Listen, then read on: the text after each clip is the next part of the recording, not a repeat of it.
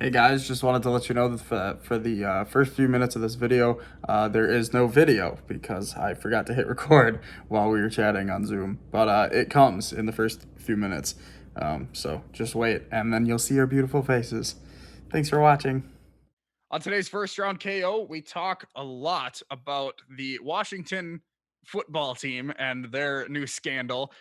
So we go into a lot of detail about that and the growing details that is that situation. Then we talk about Derrick Henry and Myles Garrett new deals in the NFL. We talk about MLB umps pulling out of the season, Yasiel Puig signing with the Atlanta Braves. We also discuss Dak versus Carson Wentz, what we would rather, or which quarterback we'd rather have on our team. Couple other things here and there, and we also preview WWE Extreme Rules for this Sunday. Let's get it. I'm on the move with it. They all watching like what he do with it. It's hypnotic, I'm on the move with it. They all watching like what he do with it. Look at him go, look at him go, go, go, go.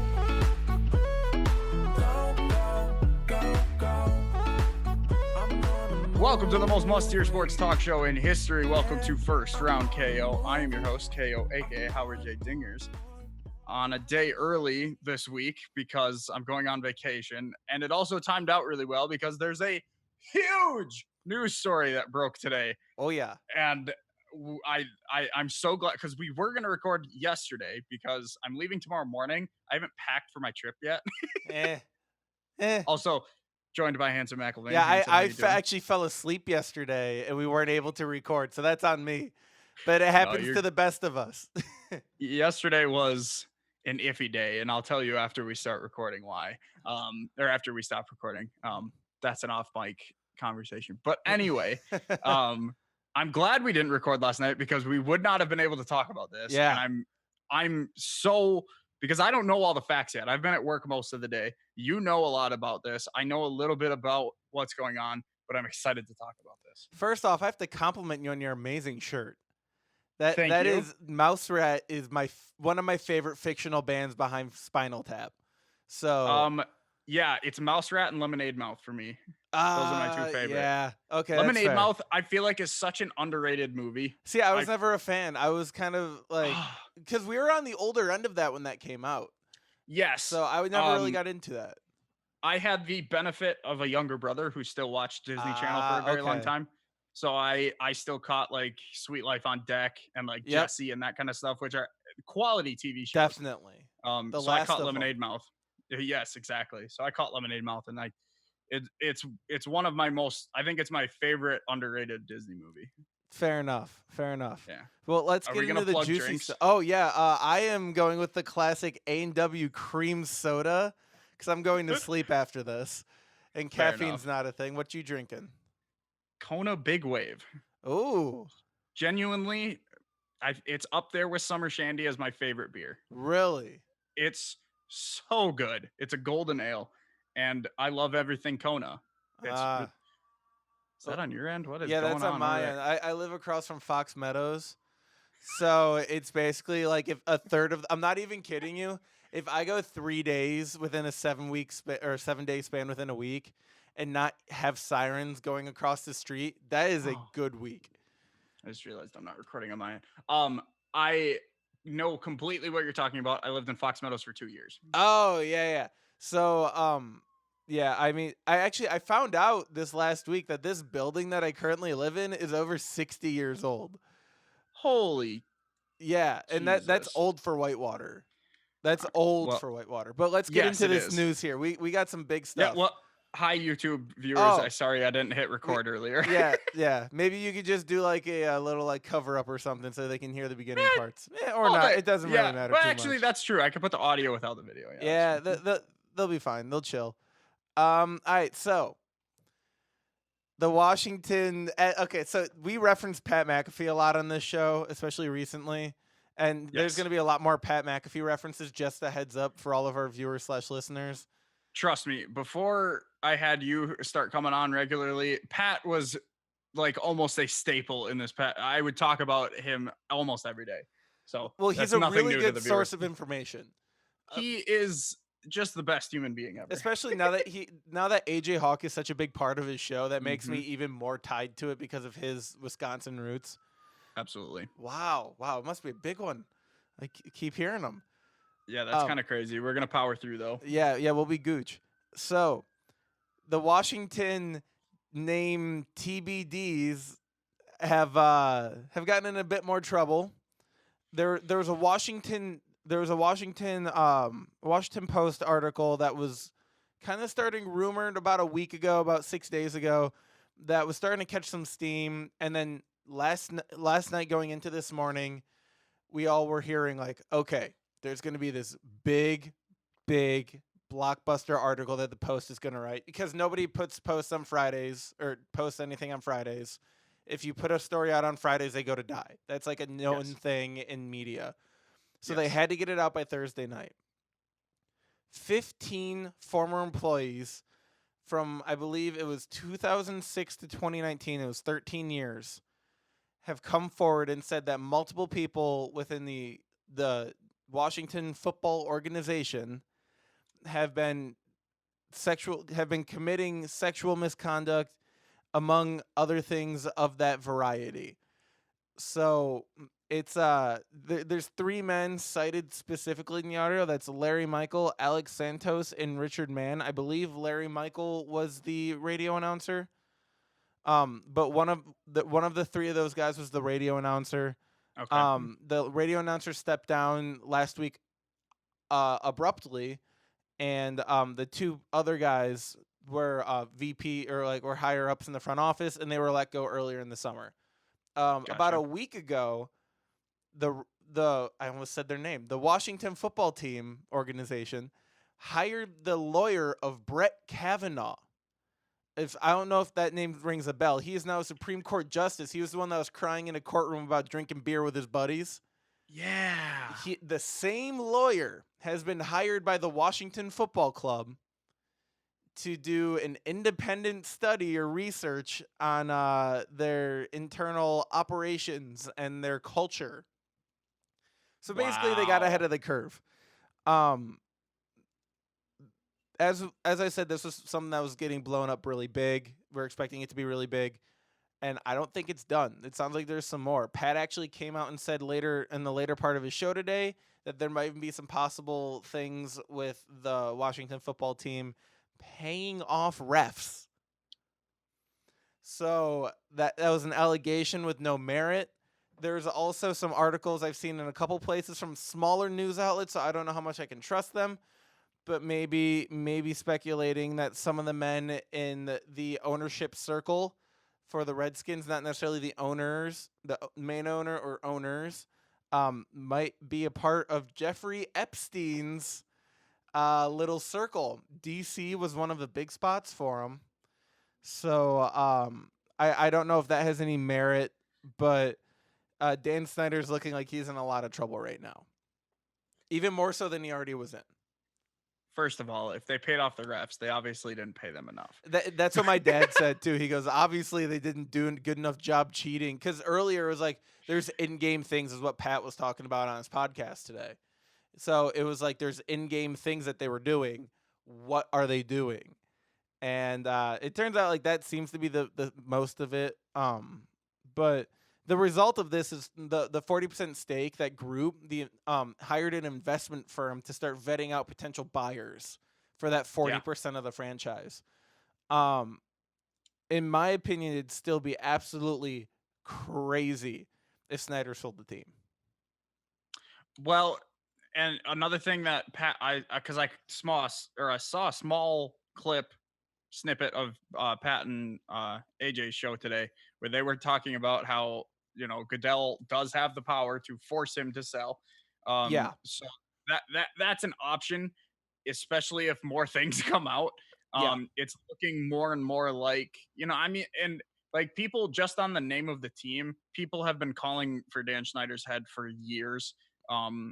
So this could be a catalyst for Roger Goodell to say, okay, it's time, you got to go. Like, even if it's someone in the minority group of the ownership to step up and buy the rest of the team, like make higher stake in the team, or if it's someone else, like we talked about before, someone like, on the Nationals in that ownership group, or, or just an outside name coming in to make it. I think this could be, and if I had to say, it probably will be the end of Dan Schneider's tenure in Washington, which, from the sounds of it, is probably a good thing. And maybe it's a good thing for the organization as a whole. They can they can rebrand with a new owner. They have a very young quarterback. They have a young running back. They have a lot of young pieces on that team for them to kind of turn a corner. And even a new head coach in Ron Rivera, who's a very well respected, extremely well respected. Like, he's like as good as it gets. And he's been very outspoken. Like, he was one of the first people to come out and say, yeah, I would love for this team to change their name. So that's got to be big. Yeah, I think if anything, this is going to be good for Washington, honestly. Like, from the sounds of it, even taking up all the scandalous stuff out of it, it doesn't seem like Dan Snyder was even a good owner for that team. No, and we've seen the results of that in the results of their season. Yeah, and these women have come out and said that Dan Snyder did not do anything himself, but the men in his inner circle that did, kind of reported to him, and then in turn Snyder kind of created this fear culture that made those 15 women, like, fearful about coming out and saying something. If you're tied to the boss and the boss knows that you're doing stuff, you're basically invincible. And this is terrible. I'm not advocating for this whatsoever, obviously, but like it is unfortunately a part of business in general. Like, we've seen this, that we just got through looking at this in the wrestling scene, which was extremely depressing to me. Like, a lot of wrestling schools got shut down because of a lot of conduct that was being held. Like, a lot of schools, a lot of trainers were fired from their jobs, were fired from the companies that they work with. A lot of people stripped of titles. Like, a lot of people are out of the wrestling business now because of this, and it's part of business. And I'm not saying it's okay. I absolutely don't condone anything like this. No, I wish it wasn't a part of it. But it doesn't surprise me, is kind of what I'm getting at, that the people inside Dan Schneider's inner circle there had the power, I guess you could say, to kind of do this. Yeah, and it's also like, it's gymnastics is another big one that's coming out. We're starting to hear stuff about women's volleyball on the collegiate level and club level specifically. So it's horrifying. Again, it is horrifying, and it's not really surprising, because it is, especially something like gymnastics, and we talk about Olympic athletes all the time, dedicating their life and training, 3.5 years for that couple months stretch. And a lot of it is at a very young age. So they do get taken advantage of. It's extremely scary, and just it's horrible that this happens. It's just absolutely terrible. Yeah, the manipulative circumstances these young women get put into is absolutely unacceptable. Totally unacceptable.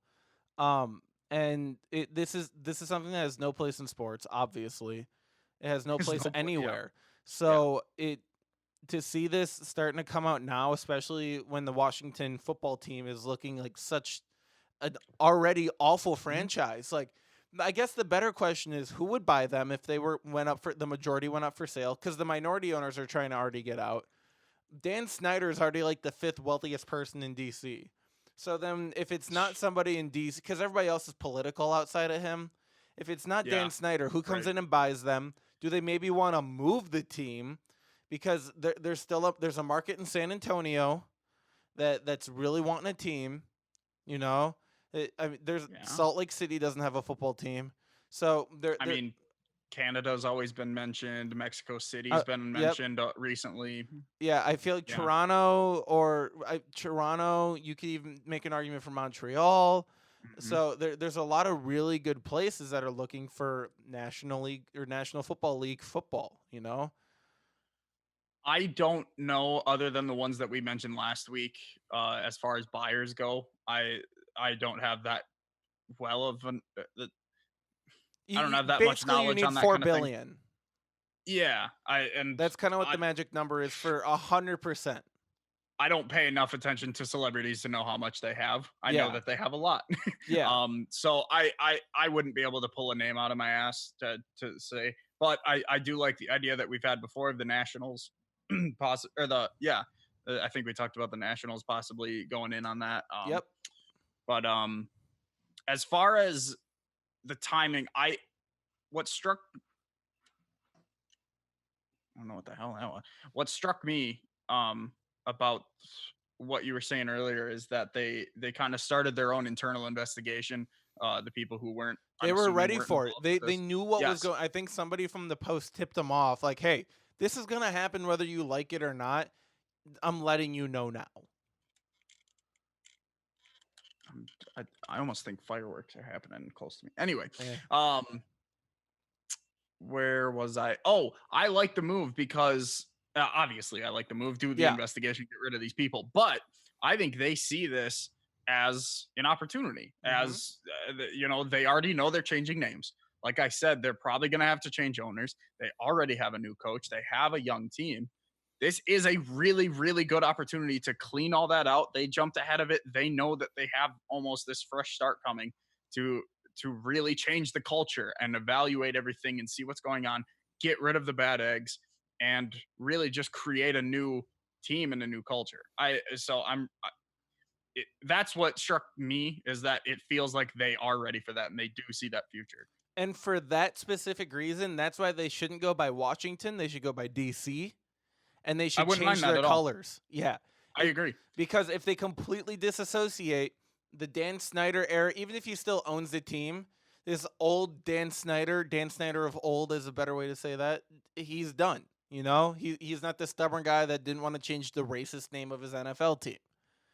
So DC Nationals, because then you have the Washington Nationals and the DC Nationals. I like the DC Federals, because they have the Federals, the Nationals, and then the Capitals for hockey. A lot of Fed jokes there that will. Well, you already have the Capitals and the Nationals. Why not do the Federals? I think we mentioned Senators too. Yeah, or you do the presidents. It's not great, but there's only one president though. Yeah, exactly. You could be the Rushmores, the congressman. Actually, I don't hate that. The DC Congress. No, I don't know. I might have to give this more thought. I've been meaning to give this more thought. You could be the DC execs, like the executive branch. I don't know. If we're throwing names out, I'm just coming up with shit. Yeah. So again, and they need all the help they can get right now. If Eagles weren't taken, come on. Yeah. That'd be good. I'm also a fan of the Liberty. I know that's a WNBA team. Ooh. But I DC think Liberty. Yeah. That works. So or the Freedom. I like the Freedom too. The DC Freedom, because we're the land of the free, home of the brave. So I mean, there's a lot of the Constitutionals. I can go on all day. Jesus. The Lincolns. Oh my goodness.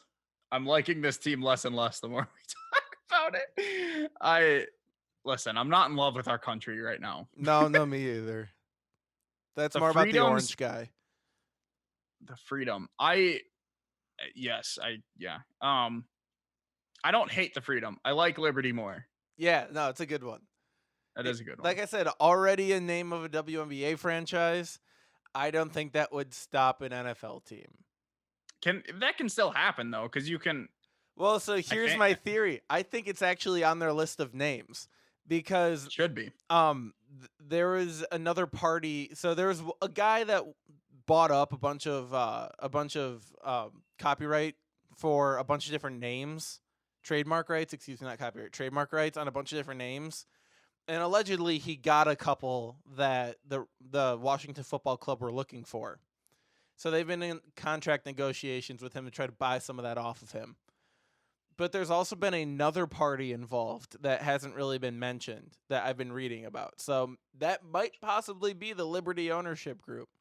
So We'll see. We'll have to see. It's a very interesting idea for sure.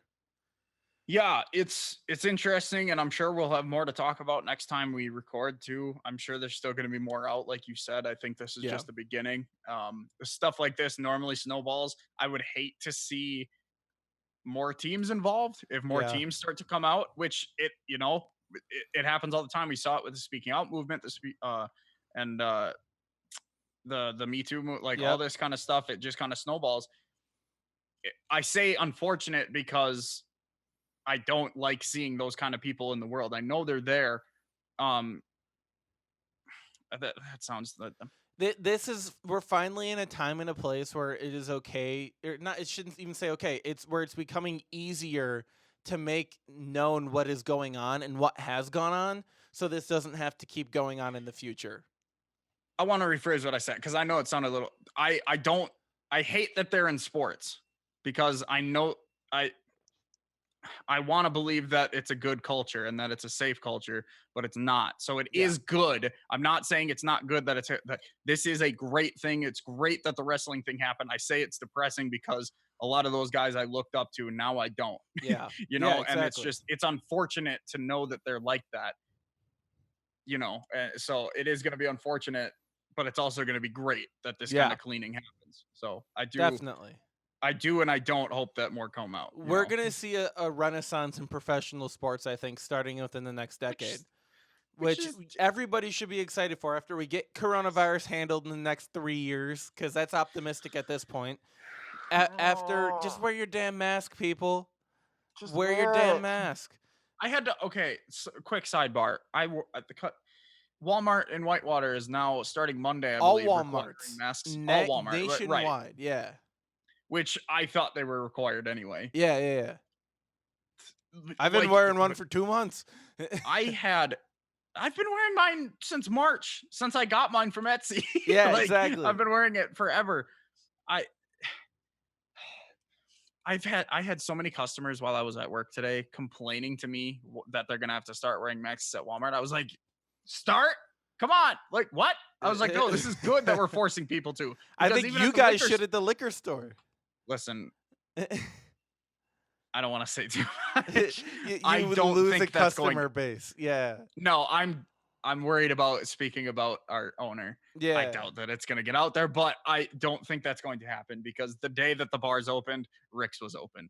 And okay. Like, I just don't. Unfortunately, don't see that. Yeah, okay. No. That's fair. I wish it happened because legitimately, I think it's about 15% of my customers now come in with masks on. That's it? It's so low, the amount of people that wear masks. It's ridiculous. Whew. It's scary. It's just people look at New Zealand. Why have we not learned from New Zealand? Because we haven't let a female run our country yet. They are COVID free. They have had so many football games, soccer games, with so many fans. They're COVID free. Yeah. And we are the worst of anyone because no one will wear a fucking mask. And they're still trying to send our kids back to school. Ugh. Like I said, I think I tweeted this out last week. If I had the means to move to the UK right now, I would. I'm all on board for Australia or New Zealand. English speaking. Yes. I can't no deal with firearms. The big spiders. Can't deal with the spiders. So and you don't have spiders in the city. In the suburbs. Yeah. I know, so you'd be good. I would be okay in Australia. I would like Australia. Yeah, but no, I'm very infatuated with the people in the UK and the culture and all. That's fair. Totally fair. So anyway. the Washington TBDs are at it again. They're hopefully going to be a whole new franchise soon, right? I feel bad for Haskins. Kid with so much upside, and now he's sitting in this organization that is like beyond limbo at this point. Like it's on its way down to hell. Like it lost in limbo. So yeah, it's looking wild. Is there any news on Cleveland? Have they moved? Have they done anything? I think they're just getting rid of the Indian. They're logo. still the They're still the for Indians now. For now.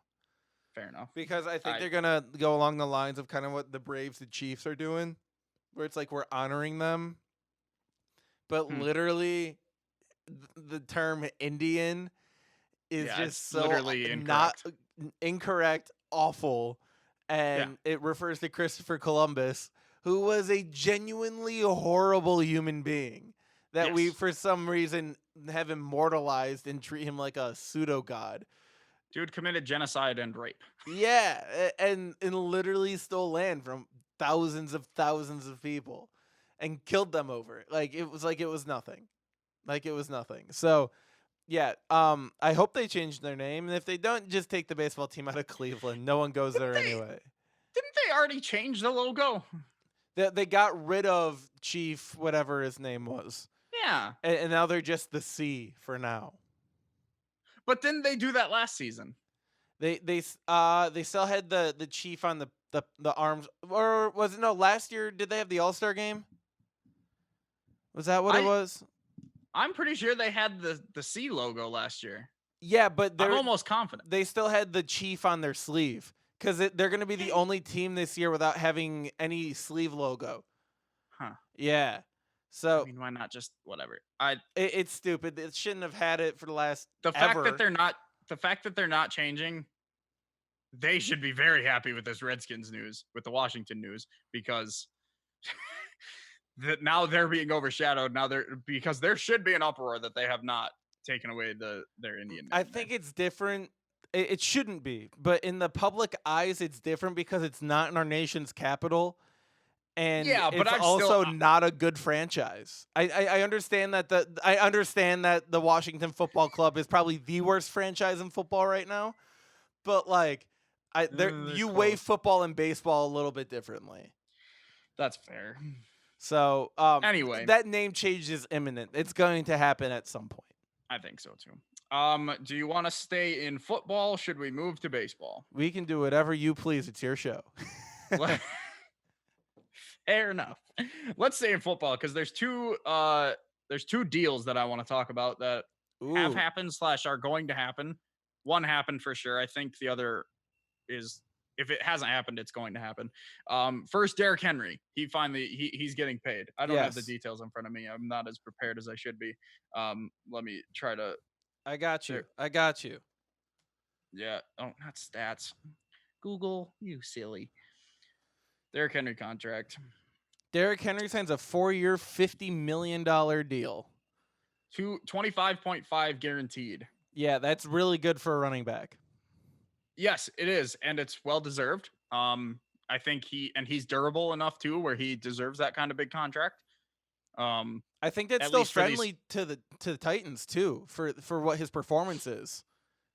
Absolutely. For what he does for them, that's definitely friendly towards the Titans. And they kind of had to go friendly because of the Tannehill deal. Yeah. And they do. I think they have a lot of money tied up on the defensive side of the ball, even though they're losing quite a bit of people. Yeah. But I think I think Henry probably realized that, where he said, Tannehill got money and we're losing a lot of people. We might need to pay some other people. Gotta go for $50 million. Darn. I wanted a Patrick Mahomes deal.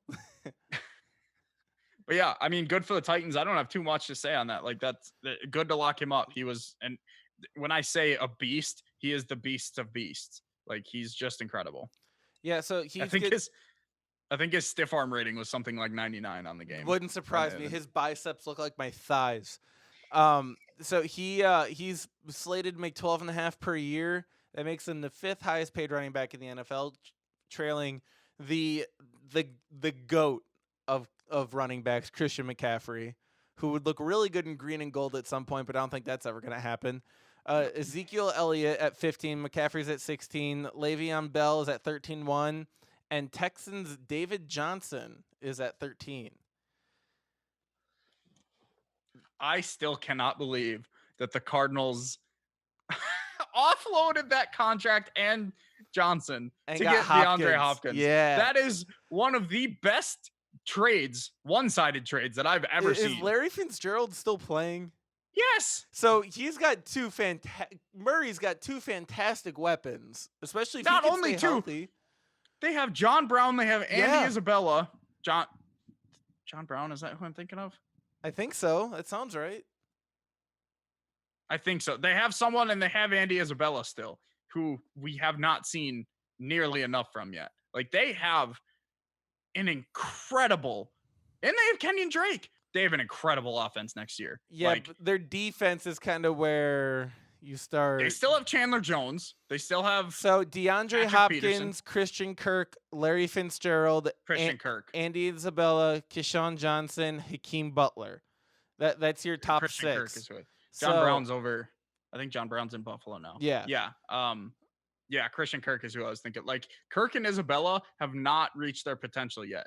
And, you know, there's a chance they don't, but Isabella is a very talented young guy. And he, especially learning from Hopkins and Larry Fitzgerald, like, he could turn out to be something special. He could be a huge weapon as that third string guy. Well, here's what And I'll also Kirk. tell you. The injury-prone Kyler Murray has a not too bad backup behind him, Mr. Brett Hundley, who, honestly, I really liked him when he was in green and Dude. gold. I watched him on Monday Night Football live at Lambeau Field get shut out by the Ravens. Who the hell did we play?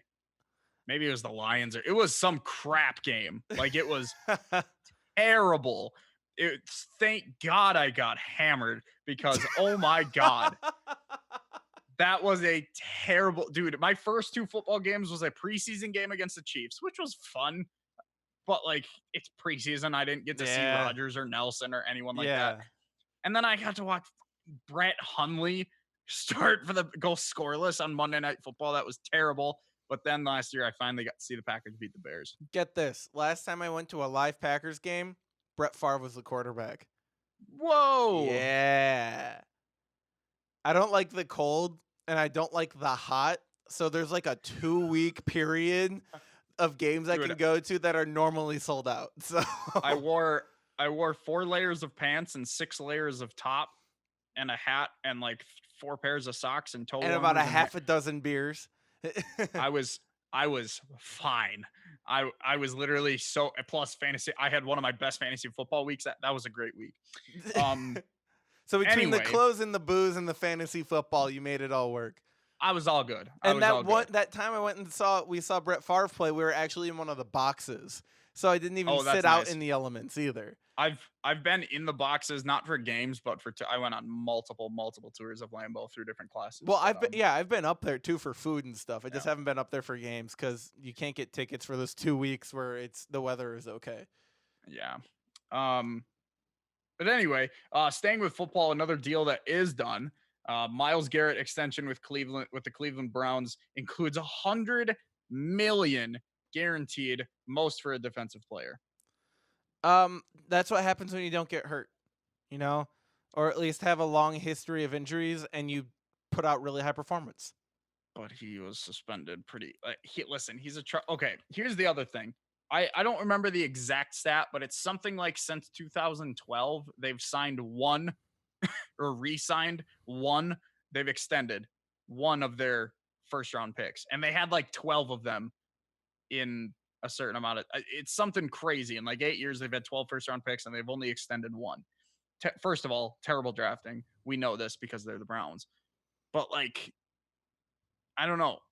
I get that he's fantastic and he was going to get the money wherever he went. It's probably smart but I just can't believe that he got that amount of money after almost killing a man on national TV. Yeah. Like, that was the last I heard of Myles Garrett. And then all of a sudden he's getting $1 million guaranteed. Or $100 million guaranteed, I mean. Yeah, so we'll see what ends up becoming of his career after that. I'm sure part of the deal was you got to behave, man. Like, I understand it's football, but you got to behave. So that would be a 5-year extension, which, yeah, he's young. You should. And yeah, that beats out Khalil Mack, previously high defensive player. Because he was guaranteed $90 million and average salary was 23, but his is $100 million guaranteed, 25 average salary. which is just So crazy. I don't know if you've been hearing any of this, but Deshaun Watson is kind of in talks to be getting a new what Yes. one likes to call a mega deal.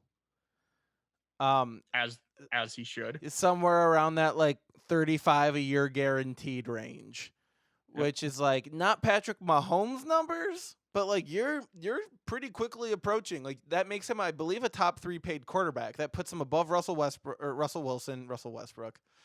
Oh geez. I do that all the time. Yeah, Russell Wilson definitely puts him over Aaron Rodgers. But I don't think that we're going to see another Patrick Mahomes deal done unless Trevor Lawrence looks really good. Either Lawrence or Murray. I could see Kyler maybe. I think he's too short and he's too injury prone.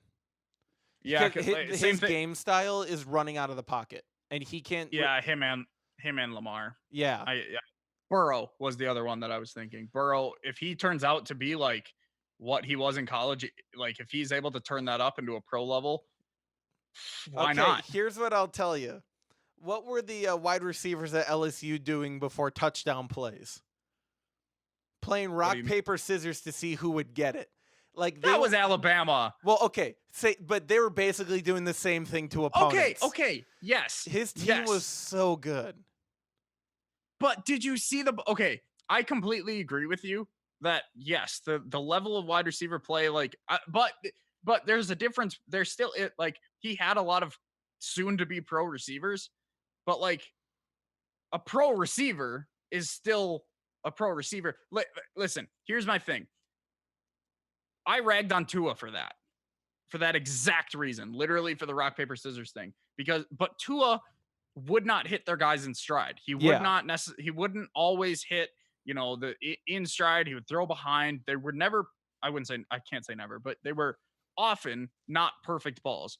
Joe Burrow reminds me, the way he throws the ball, the way the ball actually moves in the air reminds me so much of Drew Brees. Yeah. It's ridiculous. Yeah. The way he's able to put air underneath, and Aaron Rodgers, honestly, the ball catchability on his throws is ridiculous. The air he puts under it, the angles he puts it at, and the way he hits them in stride, the dude's accuracy is incredible.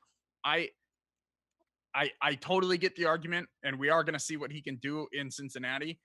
But I'm saying if he can do what he has shown that he can do, I very much could see him getting that next deal, because the Bengals are like, well, we have our guy. We need to. And they probably they're going to have the cap space too. Like they really don't have anybody locked in. And looking at it, I was like, well, who do they really have besides AJ Green? They got Tyler Boyd and T. Higgins. Like they've got kind of like. Do they still have John Ross? They do still have John Ross. So they've got 3-4 really good talents on the out. So Joe Mixon. I'm telling, that offense could be really good. I don't know what the line is. We've talked about this. I don't know what their line is. Yeah. That offense could be good. Well, yeah. So, and you also have to hope Mixon doesn't get hurt, because, I mean, it looks like I don't really know who anybody else is on this depth chart when it comes to the running backs. Never really heard of them. So that doesn't help. But yeah, I mean, it's really going to come down to the offensive line. Burroughs is a pocket quarterback. He's old school. He's very old school. I bet you he develops kind of an Aaron Rodgers type run game, though. He's gonna have to. He's solid on his feet. Yeah, I watched so many LSU games last year. I love Joe Burrow. I have his college jersey. I literally have it. I don't have many college jerseys. I have his. So speaking of quarterbacks getting / not getting paid, I saw this on CBS Sports, and I want to ask you this question. I want us to debate this. Which quarterback would you rather have this season? I guess they specified Dak Prescott or Carson Wentz. And this conversation was sparked. Let me kind of preface this. This conversation was sparked because they're both rated 84 on Madden. Their stats, I think overall, their overall stats. Touchdowns, they both have 97. Interceptions, 36 for Dak and 35 for Wentz. Wins is 40 for Dak and 32 for Wentz. But games played, Dak has played 8 more games than Carson Wentz. Yeah, I go with Dak. And I don't really for me, that's not much of a question, because I feel like Dak is a bit more well-rounded than Carson Wentz is. Dak can get out of the pocket a bit easier. He's a bit quicker. His arm might even be a bit stronger. I don't know about. I think accuracy is where Carson Wentz wins. But if you're talking just like sheer athleticism, and it depends who the team's around. You don't just only play a quarterback, right? You need to have certain weapons. You're about to build a team around this guy. Like, obviously, you're not just gonna pluck him on any team. No, I take Dak if I'm building a team. He's also he's got the most upside. Still, to this day, there's a reason why Jerry Jones is like tiptoeing around not signing him, which he didn't end up signing him. They did not. They're gonna have to franchise tag him again. Why wouldn't he's going to be a free agent? So why wouldn't you sign him? It sounds like he wants to go somewhere else, but there's not a market for quarterbacks right now. I don't think he understands that. Yes and no, because I do agree. Most teams have a starting quarterback at this point, especially since Cam Newton went to the Patriots. But I mean, you have teams who have young quarterbacks who they're trying out. If those quarterbacks don't work, if Tua ends up not working out, I didn't say it. Wasn't gonna bring up, but like you look at Chicago. If Trubisky, his leash has got to be short. Foles. They have Nick Foles, but he has, other than his Super Bowl, but like the market is obviously not as big as it used to be. Yeah. For a quarterback to leave and try to go get money. I don't know. This conversation, when I first saw this, I was stumped because I am not a big Dak guy. I think I don't like him either. I don't. I truly don't, but I'd still pick him. His accuracy is not good. I still think whenever I think of Dak, and this is probably because I'm a Packers fan, but I think of that throw to Amari Cooper to start the Packer game where he throws so far behind him and it gets tipped into Jair's hands. But like a lot of his accuracy isn't good. The only reason his numbers are his numbers is because he's had guys like Des Bryant early. He had he has Amari Cooper now. Now he's gonna have the CeeDee Lamb. And he had Jason Witten, and he has Zeke. He has Zeke. He has a solid. You have more stacked boxes against Zeke than most other teams because you have that, and that opens up the throwing lanes. I don't know. Let's say that, like, put Carson Wentz on the Cowboys. With that offensive line, he's probably protected more. He probably doesn't have to run as much. He probably doesn't get hurt as often. He has Zeke as an option. He probably Randall Cobb is still there. Oh God, Randall Cobb, Tavon Austin, if they had for a while too. Like all these weapons for Dak. I think the argument it's extremely close in my mind. I don't think Wentz is anything super special. He's a very good athlete, but he does make a lot of mistakes. He doesn't necessarily have the IQ of a lot of other quarterbacks. And he's not as good if he doesn't have a good line. I think that's a big part because he's much more pocket oriented. But like put him behind the Cowboys offensive line that Dak has had for most of his career. Yeah. Like I personally, this was so hard for me because like I always think like, yes, I would want Wentz, but like it's even hard for me to say. But like I think I am leaning a little more towards Wentz in that, like, yeah. Because I mean, you got to imagine you add those 8 games to Wentz that he hasn't played compared to Dak's, and like, I mean, he's behind 8 wins, not necessarily guaranteed those 8 games are 8 wins, but he inches closer to that. The interceptions might go up a little more, but he has the same amount of touchdowns in 8 less games. You also have to remember, Dak has Ezekiel Elliott behind him. That's what so he's scoring a lot of touchdowns on the ground. I don't know. Personally, I think Wentz. I would go with Wentz. I really do. I would prefer to go with Wentz, but my gut feeling is still Dak. Just the sheer athleticism. I'm playing through a second QB1 on Madden right now, and I had a bazooka guy that was like big, long, and like down the field. Now I have a scrambler that's basically a Gardner Minshew, which is kind of what I'm like trying to. He's got the mustache and everything. And I feel like that's more of what Dak is. He's a scrambler. He can get out of the pocket. He's really good at quickly setting his feet and getting a ball downfield, hopefully to a receiver after you pass about like the 25-yard line. Are you telling me short that game? They need to play short game. Are you telling me that Carson Wentz is not a runner? No, he is. But something about Dak's ability to be able to get out of the pocket and still keep composure at his young age. He's young still. So upside. If you're talking about building a team, it's all about upside for me with him.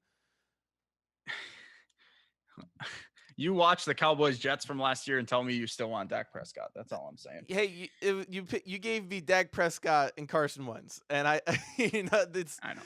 I think it's it is kind of a hard decision for me, and I don't like the Cowboys. I've never liked Dak Prescott, but like it still is a hard decision for me. But yeah, I have rookie running back ratings here because they have released a lot more Madden ratings, but I think we should save that, and we should actually just do a full segment on Madden ratings because they're like Kyler Murray got snubbed, 77 overall. Like what?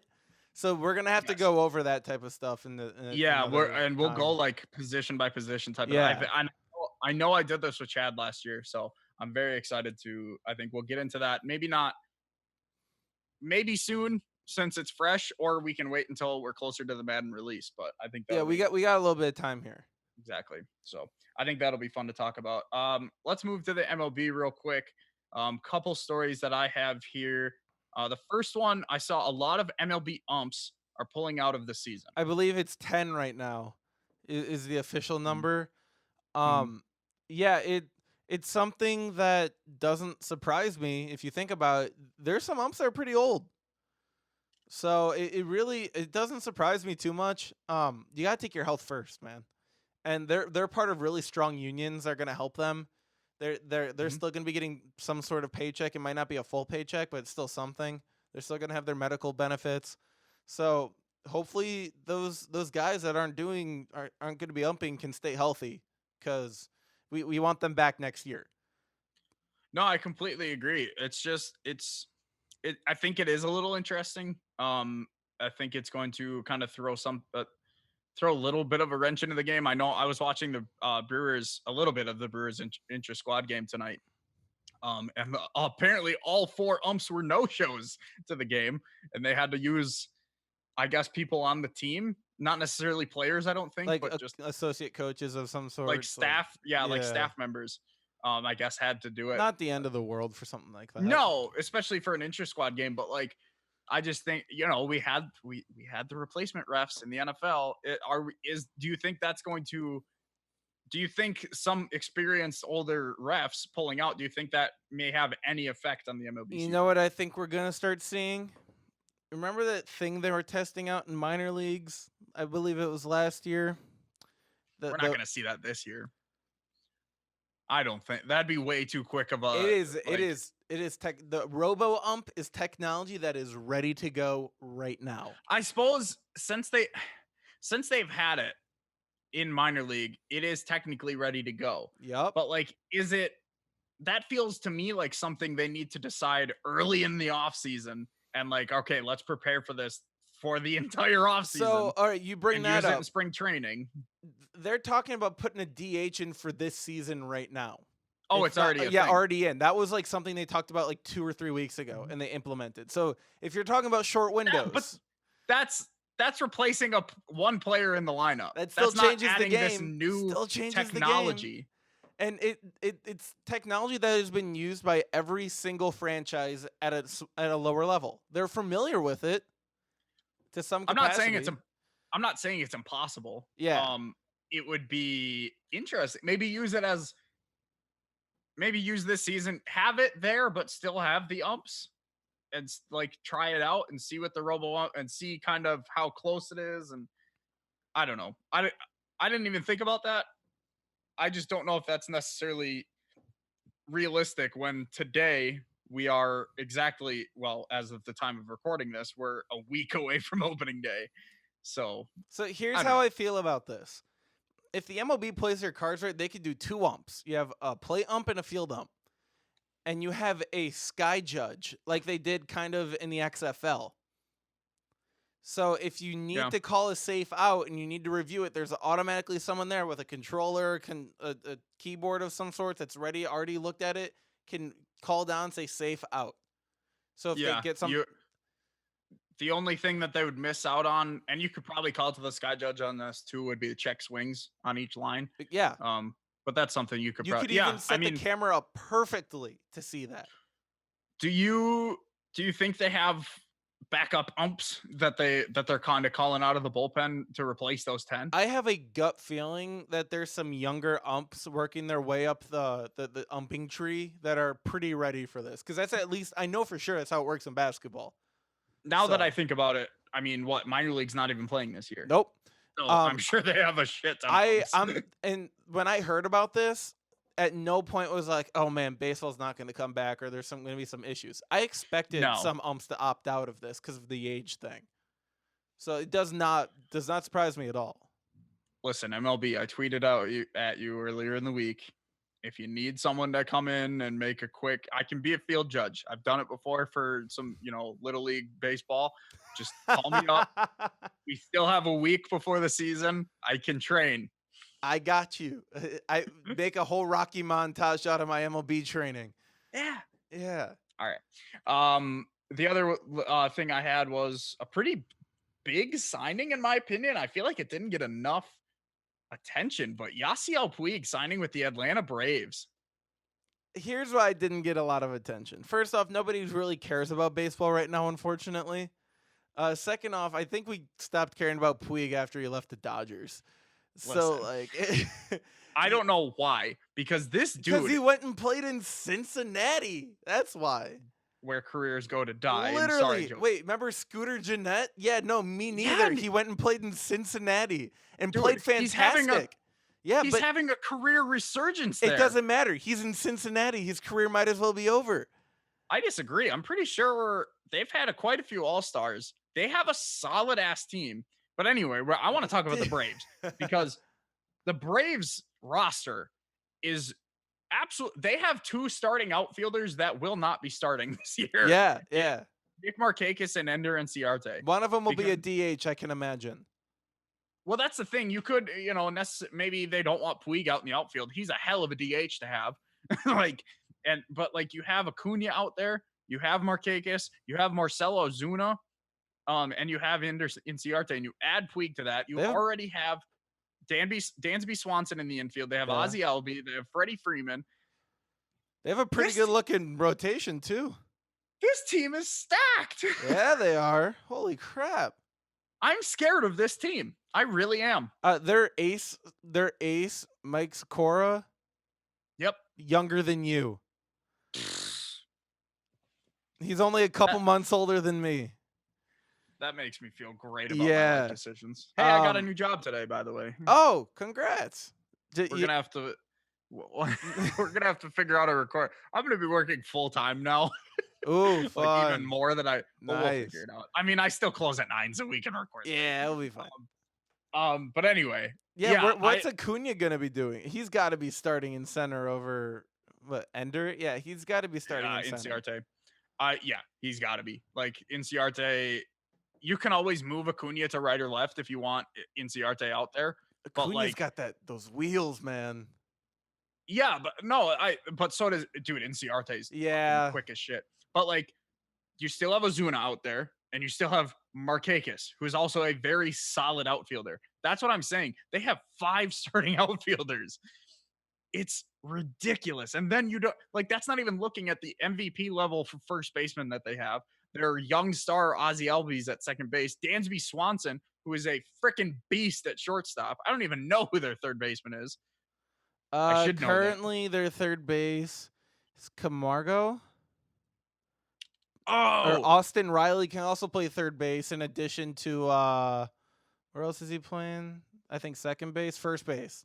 Camargo sounds more. Yeah. I wonder. Yeah, it'll be. I feel like Markakis. Solarte is also on the roster too. So, dude, they are I'm scared of that team. I genuinely, I'm grateful that we won't have to play them as much in their regular season. At all. Actually, if I'm correct, right? Do we even have to play them Yeah, at I all haven't- this year? I don't haven't think looked at so. the 'Cause I schedule think too it's all hard. it's all divisional and regional. So Thank we God. play the Twins and we play the White Sox. We play the Twins every year. We play the Sox most years. Yeah. I genuinely think, and I kind of wanted to do this earlier, but I didn't really time this out well. Maybe we'll do another early episode next week, like Tuesday, Wednesday, to preview baseball. I think we should do that since baseball starts next week. Definitely. But I really do like the Brewers' chances in the what I'm calling the MLB Central. Yeah, it's gonna be really interesting because the MLB Central area, like your Cubs, the Cubs look really good. They do. The Cubs do not look as good. They don't look as good, but they always pull through. They always They pull have a through. new manager, rookie manager. That's fair, but we've also had a rookie manager, and look where that's gotten us. You know. Yes. So, is it? Who's their manager now? It was their old catcher. Yeah, that's what. It's the former players thing. That's what I was thinking. So, I should know David this. Ross. I should David know Ross. this. He was on the Thank World you. Series team. Yeah. Yes, he was. Yeah. Grandpa Ross, they called him. Yes, because he was gray and bald. I think there's something to be said about having a retired player come back and be your manager because Yes. the team camaraderie that ends up happening. Then it's everybody's on the same page. It's not like a ruler that is the manager bringing down a hierarchy, like going down a hierarchy to the players through the coaches. Everyone's on the same page. I'm not saying he's not going to be good. I just think with the uncertain circumstances of this season specifically, him being a rookie manager is not going to help them. I will, however, I don't know. I don't think every new player or every old player that becomes a manager is going to be Craig Counsell. I think we got extremely lucky with the way he manages. Yeah. I'm not saying he can't be. I'm just saying I think it's unlikely that he is. But I just don't think. I think the Cubs. There's a lot of turmoil there. I think Bryant still wants to leave. I don't know if his heart's in it, but he's probably playing for a contract somewhere else. I don't know. That team is interesting. The Cardinals. We'll talk about this more next week. The Cardinals are still good. I think the Reds are extremely good this year. I think the Reds are actually a top 3 team with us and the Cardinals, in my opinion. Pirates, we don't need to talk about. The White Sox, solid. I think Sox are honestly, they put together a really good team. Yasmani Grandal is really going to bring things together for them. Guaranteed rate park, right? Is that what they're calling it now? Guaranteed rate. Yeah. That's no better than fucking AmFam. I'm never calling it that. It's not that bad. It could be a lot worse. Guaranteed rate is pretty bad. That's fair. I've called it the G spot before. Who is that? Oh, the Twins, I think, are actually really solid. God, who else is even in that division? The Royals, they're pretty bad right now. Indians? Do we play I guess we play Cleveland. Yeah, we would play Cleveland. Yep. Here, I'm gonna pull up the schedule really quick so we can just run through it. For this season, it's only division and interleague play within teams in your area. So it's the Central. Like we play the Central. So we do a summer camp game against the Sox next Wednesday. And then we stay in Chicago. Yeah, and then we do Chicago Friday, Saturday, Sunday, Pittsburgh Monday, Tuesday, Wednesday. Just list the different teams that we play. Yeah, so in Chicago for about a week. Then we go out to Pittsburgh. Then we're at home against St. Louis, at home against the Sox, and then it's a double home, double away Sox, Reds, Twins, back on the road in Chicago, go up to Minneapolis, Pittsburgh, Reds, Pittsburgh, and that's home. And then we play Tigers at home. That's the other team. We're at Cleveland, at Detroit. Then we get a homestand with Cubs and Cardinals and Royals. And then we go back on the road in Cincinnati, St. Louis. And that brings us into October. So I like our chances. I do. I like our team a lot. Yeah, we should beat Cleveland and Detroit. Those should be guaranteed wins just about. Good. And the Royals and the Pittsburgh. Royals, yeah. And Pittsburgh, I don't even think they're a Major League Baseball team this season. It's the other 4 teams in our division and then the Sox and the Twins that I'm worried about. I'll tell you, Pittsburgh has never been the same since Andrew McCutchen cut his hair. I've tried to tell people. Also, I don't know. I haven't mentioned it, but if you're watching on YouTube, I have Dave Portnoy. We standing don't like behind me. him, but it's just funny. We don't like him, but this is really It's funny. funny. That just It's he's funny. just standing there. Yeah. Also, not sponsored by High Noon. I meant to cover that up. That's fine. Eh. I don't really care. Anyway, yeah, we're gonna talk more baseball next week. I like that plan. Yeah. What else do I have here? The only other I wanted to bring up Go ahead. Ella Deladon from WNBA player. She is one of those that was applying for medical exemption in their bubble, and she did not get it. She has Lyme's disease, so her immune system is extremely compromised. She was talking about all these pills and everything she has to take every day, and it's just impossible. So she decided not to go, but the Washington Mystics actually came out and said that they were going to pay her salary whether she was going to go or not. Because Awesome. WNBA players don't make NBA bank. Like, that's not a thing. So, and she obviously can't go anywhere else in the world to play right now because of her health issues. So, really good on the Mystics. I just wanted to bring that up just because it's something really good going on, especially in a professional women's sport. So, favorite WNBA player. Deladon. Love Deladon. Absolutely love Deladon. I like Skylar Diggins, a lot. She's a walking Solid. bucket. Walking UConn, bucket. right? Yeah. UConn, right? Yeah. No, she was a Notre Dame grad. Was she? Yeah, she played against UConn, I believe. I'll double check Okay. that. I'll check that. For some reason, UConn was in my mind. But then again, UConn was just unstoppable for a while. But yeah, no, that's great. That's good to hear. I like to hear that kind of stuff. Yeah, so it'll be really interesting to see what goes on. Also really quick too, there was another top recruit that ended up signing with the G League instead of going to a college. So that I'm pretty sure that gives the G League select team 6 guys in the top 25, and one of them being the top overall guy in the class. So it'll be really interesting to see what ends up going on with that as well.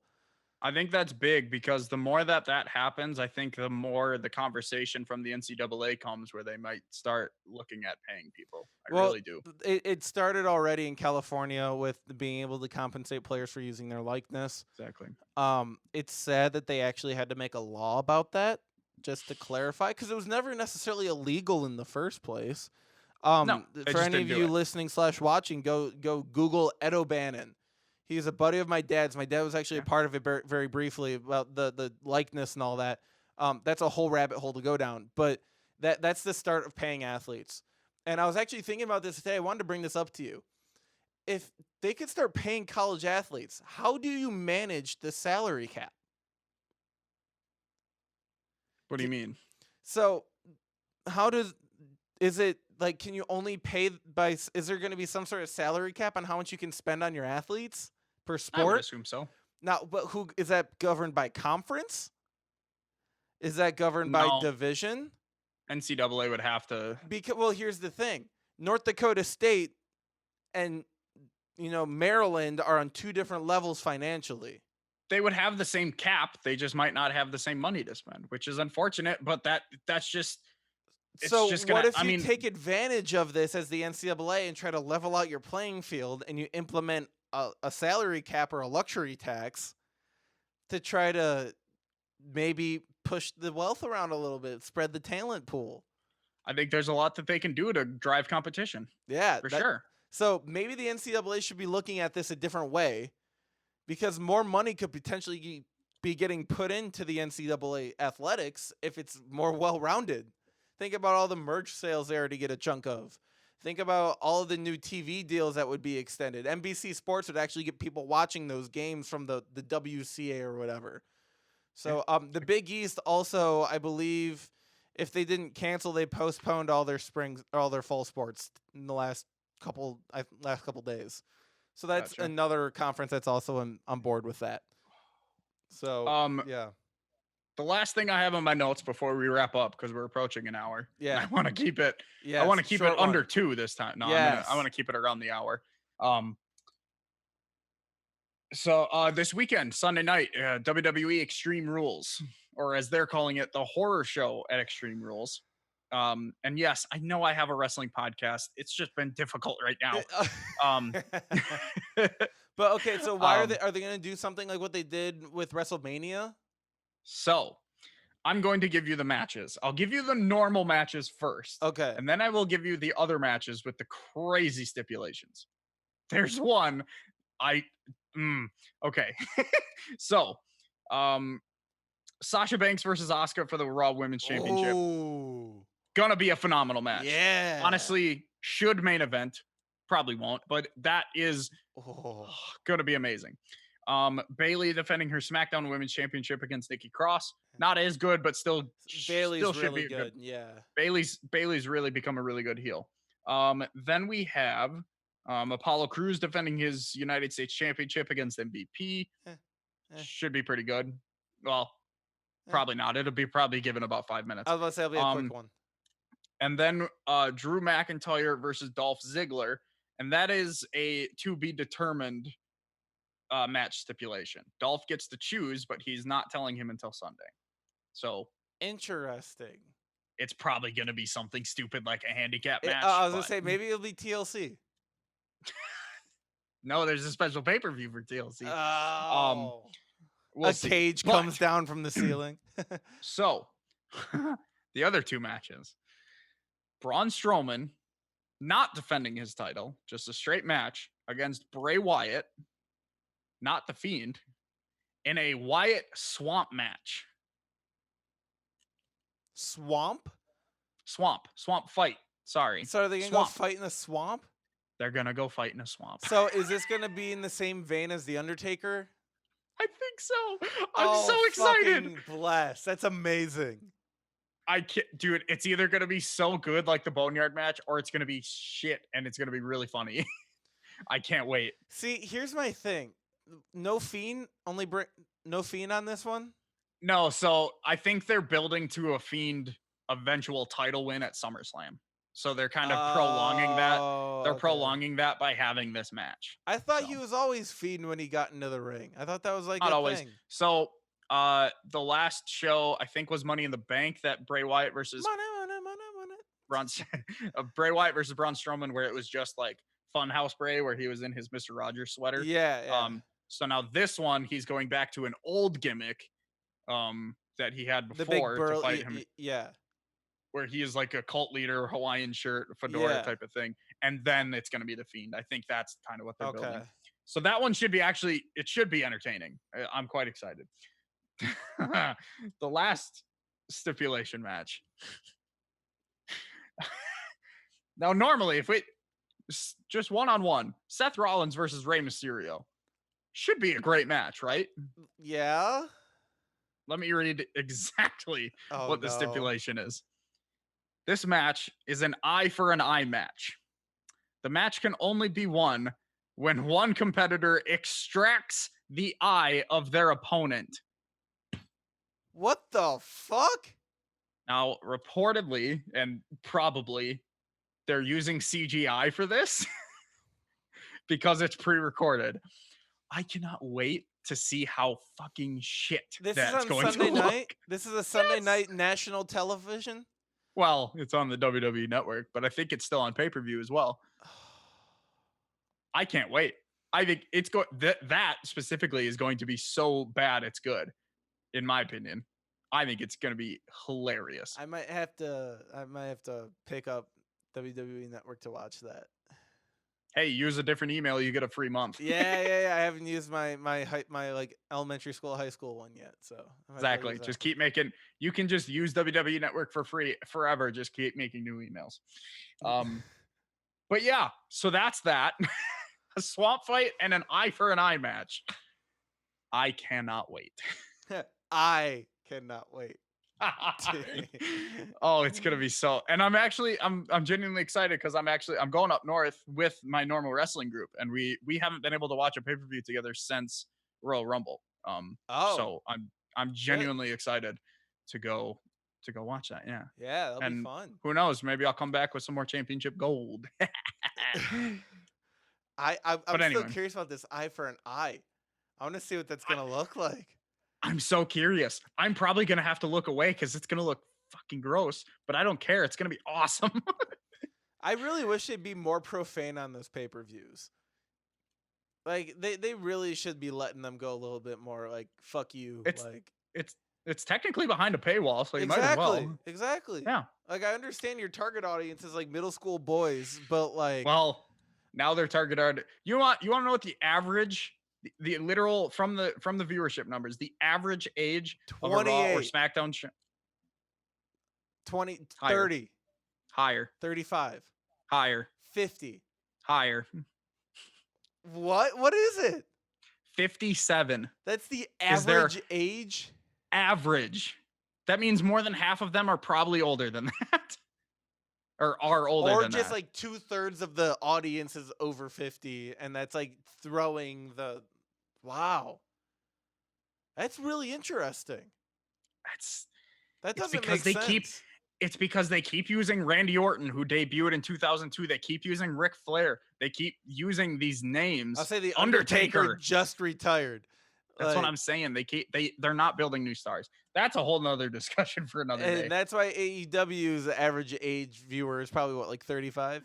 I think wrestling right now is in a weird spot. AEW, I think it's low 50s, but it is still in the 50s.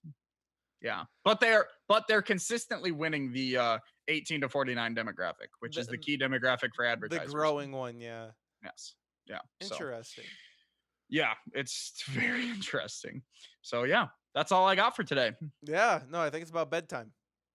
It is about. I still have to go pack. I haven't even eaten since work. Yeah, it's time to wrap this up. But anyway, thank you all for listening. Obviously, go follow us on Twitter at FRKO Podcast, at Howard J. Dingers, at Hanson McElvain. All the links are in the description down below. Keep going to check out. I know, so this will be releasing Friday. When you're listening to this, the new Midwestern Nerds podcast will also be out. Go support Chad and Brian. I'm trying to push that because I'm really happy for them. They actually have a really good product going on. They've got viewership in Finland. Yes, I know. I think we do too, honestly. I think Ireland is our number 2. Something like that. Nice. I've looked at it before. Yeah, I know, right? That's pretty cool. Yeah, so definitely go check them out. The link is also in the description for them. Merch, you can check out there. I have a link tree. The link tree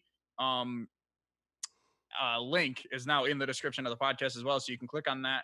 You can find the podcast on all the other on whatever platform you listen on. You can find the merch link. You can support us. Yeah, I think that's all we got. So thank you all for listening. We will see you next week with our baseball preview. Goodbye and good night. Genie, I'm full of wishes, still can't help with the disposition of just a young college kid with all the privilege. Stress beyond belief, so catch me storming through the villages. Keep an image of Priscilla with the J Dilla. Need another dollar in Manila, so vanilla with a swirl, let the blade run. Tongue drip slice down the middle of our nation. Heebie-jeebies, we already had this conversation. Kept me busy since day one. Accusations, pockets gained a little weight like my ex-bitch. Still the only bricks that I've been stacking been in Tetris. Never measure up cause we've been on a different metric. And I don't give a fuck about who the next I feel the hole in my soul with Palace Supreme logos. Acid wash jeans, the Vans and the Ralph Polo. Burnt like my tongue after sipping some hot cocoa. I just wanna jump from the top and fly solo. Feel the hole in my soul with Palace Supreme logos. Acid wash jeans, the Vans and the Ralph Polo. Burnt like my tongue after sipping some hot cocoa. I just wanna jump from the top and fly solo.